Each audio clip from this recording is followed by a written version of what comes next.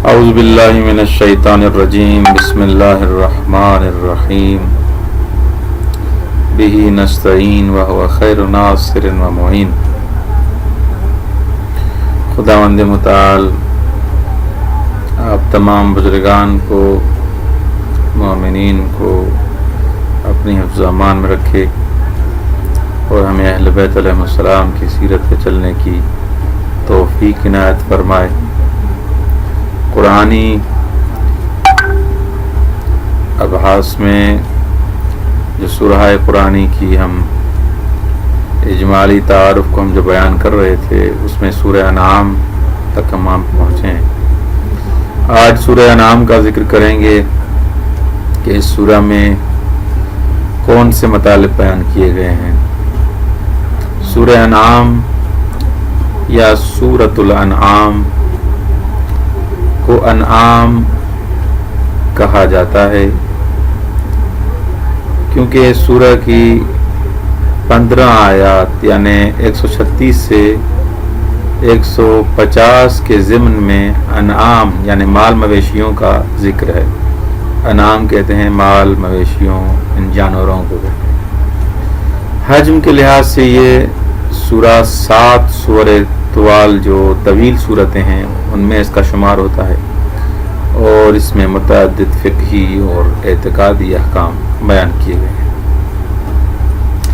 اس سورہ کو انعام کیوں کہا گیا ہے، اس کا جیسے کہ ہم نے بیان کیا کہ 15 آیتیں 136 سے لے کر 150 تک ان کے ضمن میں مال مویشیوں کا ذکر ہے، انعام کا ذکر ہے، اور اس سورہ میں لفظ انعام 6 مرتبہ دہرایا گیا ہے۔ یہ سورہ 165 آیات، 3057 الفاظ، 12227 حروف پر مشتمل ہے۔ مصحف کی ترتیب کے لحاظ سے چھٹی اور ترتیب نزول کے اعتبار سے 55ویں اور یہ مکی سورہ ہے۔ حجم و کمیت کے لحاظ سے 7 طویل صورتوں یعنی سور طوال میں سے اس کا شمار ہوتا ہے، اور طویل صورتوں میں اس کا شمار ہوتا ہے، اسی لیے یہ تقریباً 1 جز سے کچھ زائد پر مشتمل ہے۔ اس سورہ میں جو مفاہیم بیان کیے گئے ہیں وہ اس طرح ہیں کہ جو مردار ہے اس کا گوشت کیوں حرام ہے، اور جو حیوان بدون ذبح شرعی اگر اس کو شرعی طریقے سے ذبح نہ کیا جائے تو وہ حرام ہوتا ہے۔ خون کا پینا حرام ہے۔ خدا کے ساتھ شرک نہیں اختیار کرنا چاہیے، خدا واحد ہے، خدا کا کوئی بھی شریک نہیں ہے۔ وحی نبوت اور رسالت کو اچھے نمونے سے اس سورہ میں بیان کیا گیا ہے۔ معاد، حشر، نشر کا مسئلہ بھی اس سورہ میں بیان کیا گیا ہے۔ حضرت ابراہیم علیہ السلام کی داستان کو بھی بہترین نمونے سے اس سورہ انعام میں بیان کیا گیا ہے۔ والدین پر احسان کیسے کیا جائے اس سورہ میں اس کو بیان کیا گیا ہے۔ عدل و انصاف کا لحاظ رکھنا، راہ راست یعنی سیدھے راستے کی پیروی کرنا، یتیم کا مال نہ کھانا، یتیموں پر احسان کرنا، قتل اور انسان کشی سے باز رہنا، پرہیز کرنا اس سورہ میں بیان کیا گیا ہے۔ ناپ تول میں انصاف کی رعایت کرنا سورہ انعام میں بیان کیا گیا ہے۔ اسی طرح خدا کی بے شمار نعمتوں کی یادآوری بھی اس سورہ میں بیان کی گئی ہے۔ اسی طرح جو دوسرے مفاہیم ہیں، کچھ شبہات ہیں، کچھ اشکالات ہیں، ان اشکالات کو مختلف طریقوں سے اس سورہ میں بیان کیا گیا ہے، اور اس اشکالات کے بعد، ان شبہوں کے بعد ان کا اعتراضات کا جواب بھی دیا گیا ہے۔ جیسے مثلا आयत नंबर 8 से 36 इश्काल हुआ है कि पैगंबर पर नाजिल होने वाला फरिश्ता जाहिर क्यों नहीं होता, हमें नजर क्यों नहीं आता। तो इसका जवाब दिया गया है आयत नंबर 8 में, अगर हर शख्स फरिश्ते को देखे तो कयामत हो जाएगी। दूसरा जवाब, अगर सब इंसान फरिश्तों को देखें तो कयामत हो जाएगी। इसी तरह एक और जवाब है जो आयत नंबर 10 में दिया गया है, क्या तुम पैगंबर का मजाक उड़ा रहे हो, क्या तुम पैगंबर का मजाक उड़ाना चाहते हो। और आयत नंबर 12 और 13 में इसका जवाब दिया गया है, तुम माआद का इनकार करना चाहते हो। पांचवा जवाब इसी का दिया गया है कि तुम अल्लाह के फरमान के मुकाबले में नाफरमानी करना चाहते हो। छठा जवाब इसी इश्काल का दिया गया है कि अल्लाह पैगंबर की हक्कानियत की गवाही देता है। और उसके बाद आखिर में आयत नंबर 21 से 36 तक इसका नतीजा बयान कर रहे हैं कि काफिरों की बातें जिद की वजह से हैं, मंतकी नहीं है। यानी उनके जो इश्कारात होते हैं कि फरिश्ता हमें नजर क्यों नहीं आता, दर आके वो जिद करते हैं, हटदर्मी है उनकी, कोई मंतकी और लॉजिक नहीं है। ये था एक इश्काल जो इस सूरा में बयान किया गया और उसका जवाब भी दिया गया। दूसरा शुबहा जो इस सूरा में है वो आयत नंबर 37 से 90 तक आप मुलाहिजा कर सकते हैं। वो इश्काल ये है कि अल्लाह क्यों पैगंबर की हक्कानियत पर कोई अलामत नाजिल नहीं करता। अगर पैगंबर हक पर है तो उसके लिए कोई अलामत, कोई निशानी क्यों नहीं नाजिल करता। तो इसका जवाब आयत नंबर 37 से 40 तक दिया गया है कि अल्लाह किसी निशानी को दिखाने की ताकत रखता है, यानी जिस निशानी को खुदावंद मुताल चाहे उसकी ताकत रखता है। ऐसे नहीं कि आप कह रहे हैं कोई निशान नहीं दिखा सकता, अल्लाह हर चीज पर कादिर है। दूसरा ये जो आयत नंबर 47 और 49 में इसी इश्काल का जवाब दिया गया है कि मुनकिरों पर अजाब पैगंबर की हक्कानियत की अलामत है। पहला जवाब ये था कि खुदा हर चीज पर कादिर है, आप कैसे कह रहे हैं कि खुदा कोई अलामत नहीं बयान करता, ये मौजूज़े क्या हैं।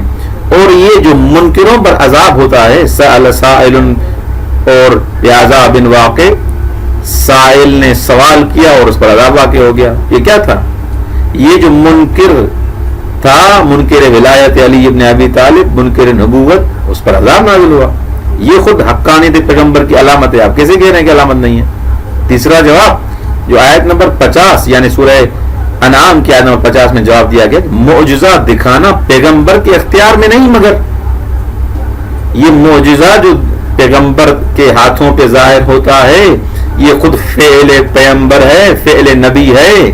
ये क्या है, उसकी हक्कानियत पे अलामत नहीं है, मगर ये मौजज़ा हम फ़ेल पैगंबर है, हम फ़ेल खुदा है। इसका फ़ाइल हकीकी खुदा भी है, इसका फ़ाइल हकीकी पैगंबर भी है। हाँ, इतना है कि ये जो फ़ाइल इसका खुदा है, असली ताकत खुदा ने इसको दी है और उसके तूल में खुदावंद मुताल ने इसको भी ताकत दी है। कैसे कहने अलामत नहीं है। इसका चौथा जवाब जो आयत नंबर 51 से 56 तक है, फकीर मोमिनीन को धुतकारना पैगंबर की हक्कानियत की निशानी नहीं है। यानी ऐसे नहीं कि आप जो फकीर गरीब मोमिन हैं उनको हम धुतकार दें, ये कोई पैगंबर की निशानी है नहीं। ये जो जालिमीन पर अजाब नाज़िल हुआ ये है निशानी। और आयत नंबर 57 में दोबारा इसका जवाब दिया गया है, जो पांचवा जवाब है, कुरान बेहतरीन निशानी और मौजज़ा है। इससे ऊपर उससे ज्यादा क्या मौजज़ा चाहिए कि इस जैसी एक आयत भी नहीं ला सकते आप, ये इससे मौजज़ा चाहिए। ये सारे परेशान हो गए थे, सूरह कौसर जैसा सूरा भी वो नहीं ला सकते, चिबरसत सूरा, चिबरसत एक आयत भी नहीं ला सकते। इसका छठा जवाब, अगर तुम्हारा मतलूबा मौजज़ा लाए तो तुम सब हलाक हो जाओगे। ऐसे नहीं कि आप बस डिमांड करते जाएं और मौजज़े होते जाएं। तो अगर आप कहते हैं कि अगर पैगंबर या नबी सच्चा है, सादिक है, तो हम पर अज़ाब नाज़िल हो जाए, تو اگر آپ کے اس ڈیمانڈ کو پورا کیا جائے تو آپ سب ہلاک ہو جائیں گے. حالانکہ یہ قرار نہیں ہے کہ سب ہلاک ہو جائیں, نشانی کے طور پر ایک پر عذاب نازل ہو گیا, اب اس کو دیکھ کے عبرت حاصل کرو. اگر آپ کی سب ڈیمانڈیں پوری کریں تو آپ سب ہلاک ہو جائیں. اس کا 7واں جواب جو آیت نمبر 60 سے 90 تک ہے وہ یہ ہے کہ توحید کی نشانیاں پیغمبر کی حقانیت کی دلیل ہیں. یہ جو آپ جا بجا توحید کی نشانیاں دیکھ رہے ہیں, یہ خود پیغمبر جو پیغام دے رہا ہے کہ لا الہ الا اللہ, یہ خود پیغمبر کی حقانیت کی دلیل ہے. یہ دوسرا شبہ تھا. تیسرا جو شبہ اس آیت میں ہے, اس سورہ انعام میں بیان کیا گیا وہ یہ ہے اور اس کا جواب دیا گیا ہے آیت نمبر 91 سے 108 تک. اللہ کوئی کتاب نازل نہیں کرتا ہے. خوب, یہ انہوں نے اشکال کیا. اس کا جواب آیت نمبر 91 سے 92, تورات اور قرآن کو اللہ نے نازل کیا ہے. آپ کیسے کہہ رہے ہیں خدا نازل نہیں کرتا؟ دوسرا جواب جو آیت نمبر 93 میں ہے, یہ جھوٹ اور اللہ پر تہمت ہے کہ خدا کتاب نازل نہیں کرتا. خدا کتاب نازل نہیں کرتا تو کون کرتا ہے؟ تیسرا جواب جو آیت نمبر 94 سے 108 میں ہے, کائنات کا مدبر انسان کی ہدایت کے لیے کتاب بھیجتا ہے. یہ قرآن نازل کیا گیا, یہ تورات, یہ انجیل, یہ زبور, یہ کیا ہیں؟ یہ کتاب ہے آسمانی, خدا کی کتب ہیں. کیسے کہتے ہیں خدا العیاذ باللہ کتاب نازل نہیں کرتا؟ چوتھا شبہ جو ان کی طرف سے ہے وہ آیت نمبر 109 123 میں ملاحظہ کیا جا سکتا ہے, جو معجزہ ہم چاہتے ہیں اگر پیغمبر لائے تو ان پر ایمان لائیں گے. یہ کہتے تھے کہ بھائی ہم جو معجزہ چاہتے ہیں وہ کیوں نہیں پیغمبر وہ معجزہ لاتا, اگر وہ پیغمبر معجزہ کر کے دکھائے ہم اس پر ایمان لائیں گے. تو اس کا قرآن نے جواب دیا ہے کہ یہ آپ کیسے کہہ رہے ہیں. پہلا جواب اس کا 109 اور 113 میں موجود ہے. پیغمبر جو بھی معجزہ لائے مشرک ایمان نہیں لائیں گے. جو بھی لائے, جو بھی پیغمبر معجزہ ان کو دکھائے یہ ایمان نہیں لائیں گے, یہ اتنے ہٹ درم ہیں. دوسرا جواب جو آیت نمبر 114 اور 115 میں, قرآن کے ہوتے ہوئے کسی اور معجزے کی ضرورت ہی نہیں ہے. بھائی اگر یہ معجزہ آپ کو معجزہ نہیں لگ رہا تو اس کے جیسی ایک بھی آیت کو لا کے دکھائیں. جب نہیں لا کے دکھا سکتے اور عاجز ہیں آپ تو پھر دوسرے معجزے کی آپ ڈیمانڈ کیوں کرتے ہیں؟ تیسرا جواب جو آیت نمبر 116 اور 117 میں, گمراہ لوگوں کے مطالبات پر توجہ نہ دیا جائے. جو گمراہ ہوتے ہیں وہ کہتے ہیں ایسے بھی کر کے دکھاؤ, ایسے بھی کر کے دکھاؤ, ایسے بھی کر کے دکھاؤ. یہ ضروری تو نہیں کہ ہر ان کی ڈیمانڈ پوری کی جائے. جو پاگل ہے, جو گمراہ ہے, اس کی ہر بات اگر ڈیمانڈ پوری کرتے جائیں تو خود بلاخر ایک فساد برپا ہو جائے. چوتھا جواب, اگر الہی معجزوں پر عقیدہ ہے تو دینی احکام پر عمل کرو. آپ کو ایک معجزہ دکھا دیا, دوسرا معجزہ دکھا دیا, اگر ایمان ہے تو اب عمل کرنا شروع کر دو, نہ ہے کہ ہر روز بہرحال آتے ہو اور نبی سے معجزہ طلب کرتے ہو. یہ ان کے چوتھے اشکال کا جواب. پانچواں جو ان کا شبہ ہے جو آیت نمبر 123 اور 124 اور 135 میں ملاحظہ کیا جا سکتا ہے, قرآنی آیات کیوں ہم پر نازل نہیں ہوتی؟ یعنی آپ پر نازل ہوتی ہیں اے پیغمبر, ہم پر نازل کیوں نہیں ہوتی؟ یہ ان کا اشکال مشرکوں کا. تو اس کا پہلا جواب یہ ہے جو آیت نمبر 124 میں ملاحظہ کر سکتے ہیں کہ رسالت کے منصب کے لیے قابلیت چاہیے. سب پر آیت نازل ہو جائیں تو یہ کیا ہے, مذاق بن جائے گا. اس رسالت کے لیے جس کے لیے عصمت ہمارے یہاں شرط ہے مکتب تشیع میں کہ رسول معصوم ہو, جب معصوم نہیں ہوگا تو پیغام کیسے وصول کرے گا؟ بس معصوم نہیں ہے تو سیدھی سی بات ہے اس پر آیت بھی نازل نہیں ہوگی. اس کے لیے قابلیت شرط ہے اس منصب کے لیے, ہر کسی کو منصب دیا جائے ایسے تو نہیں ہے. دوسرا جواب جو آیت نمبر 125 اور 127 میں ملاحظہ کیا جا سکتا ہے کہ بے ایمان افراد کی روح خبیث ہے. جو بے ایمان ہوتے ہیں وہ کہتے ہیں ہم پر آیت نازل ہو.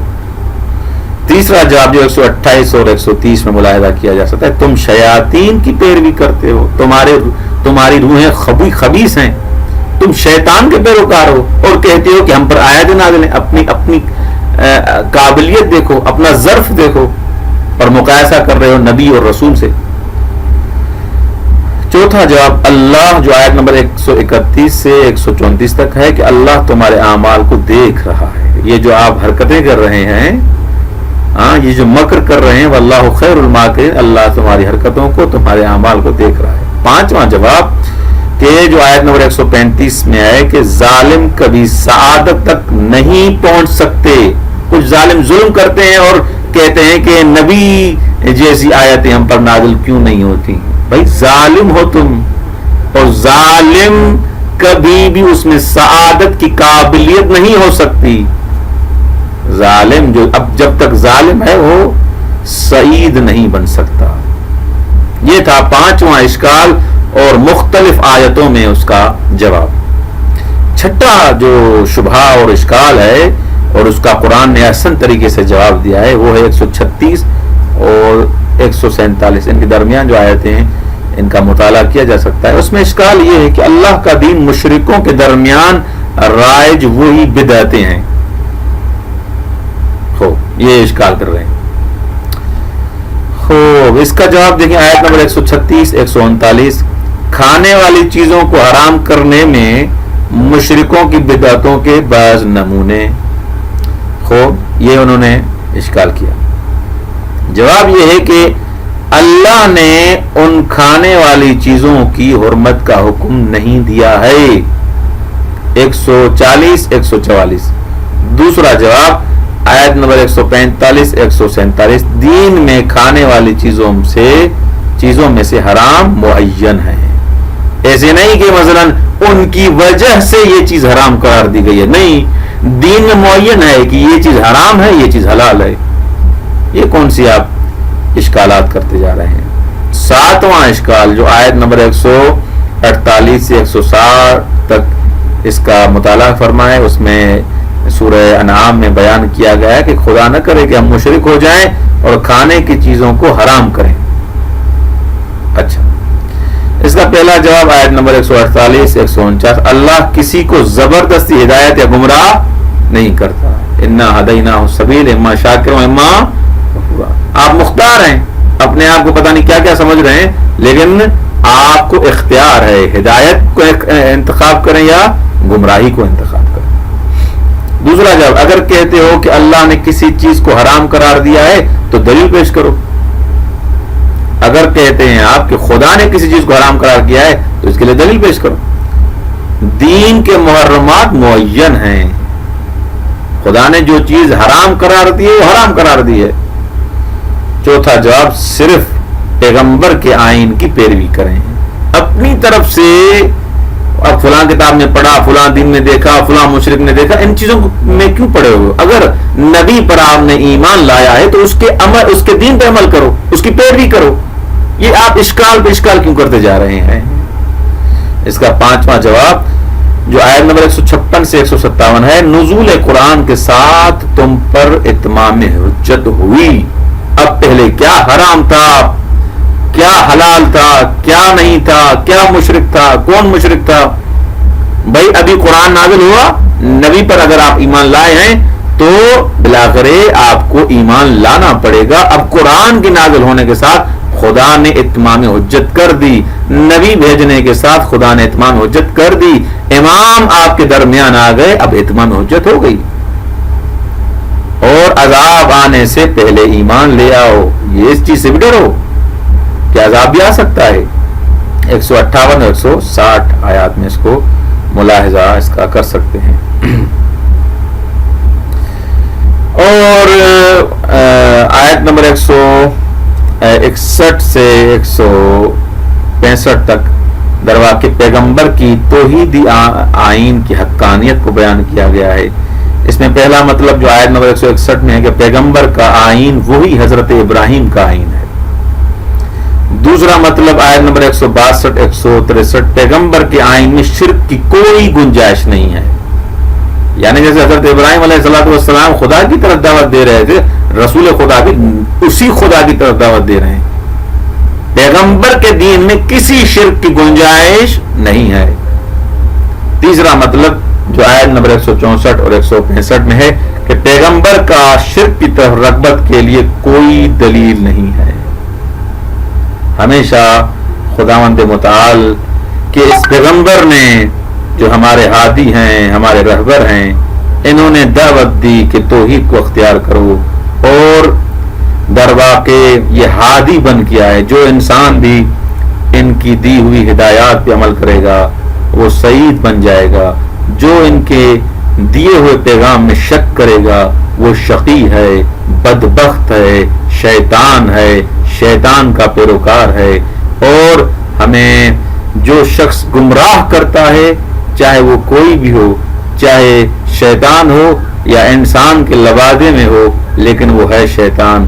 خداوند متعال ہمیں اہل بیت علیہ السلام کی سیرت پہ چلنے کی توفیق عنایت فرمائے، اور قرآن کریم کے معارف کو سمجھنے کے بعد عمل کرنے کی توفیق عنایت فرمائے. والسلام علیکم ورحمۃ اللہ وبرکاتہ.